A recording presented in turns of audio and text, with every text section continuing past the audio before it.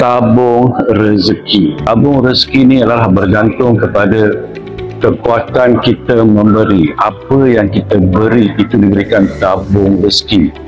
Tabung rezeki ni dia ada banyak, right? Tabung rezeki melalui fikiran kita, perasaan kita, percakapan kita dan tindakan kita. Sebagai contoh, tabung rezeki tubuh.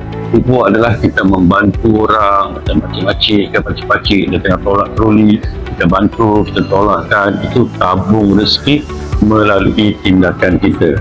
Tabung rezeki fikiran kita, apa yang kita fikirkan. Kalau benda tu baik, baiklah, tapi kalau benda tu tak baik, itu bermaksud kita bocorkan tabung rezeki kita. Salah satu tabung rezeki adalah apabila korang sharekan video ni kepada orang ramai, korang repost, itu juga tabung rezeki sebab memberikan manfaat kepada orang lain. Tabung rezeki. So always check tabung rezeki kita. Tengok tabung rezeki, apa yang kita tabungkan setiap hari melalui fikiran kita, percakapan kita, perasaan kita. Tabung rezeki yang baik adalah selalu memikirkan benda yang baik-baik dan selalu merasakan benda yang baik-baik. Merasakan susah, merasakan tertekan, merasakan bebanan, merasakan rezeki susah nak masuk, itu adalah membocorkan tabung rezeki dan juga membuatkan tabung rezeki tak tersekat.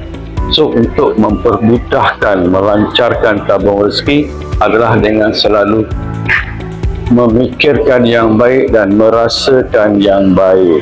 Memikirkan rezeki Allah, sesegi Allah senantiasa laju dan mempah ruah padaku. Ataupun kalau dalam bisnes dengan start, okay? Bisnes aku semakin hari semakin maju dan maju. Bisnes aku semakin hari semakin maju dan maju. Contohnya, kalau sakit yang kritikal, semakin hari aku semakin sehat dan sehat. Semakin hari aku semakin sehat dan sehat adalah merasakan. Itu juga adalah tabung rezeki. Wang sentiasa datang kepadaku dengan cepat dan mudah. Hari-hari aku dapat wang besar. Wang sentiasa datang kepadaku dengan cepat dan mudah. Hari-hari aku dapat wang besar.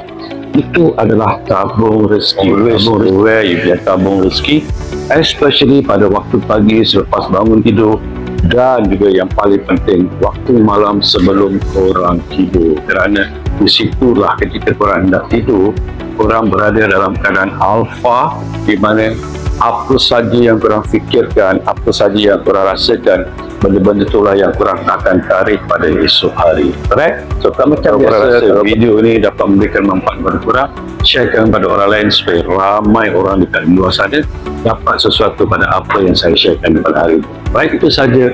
I'll see you. Assalamualaikum.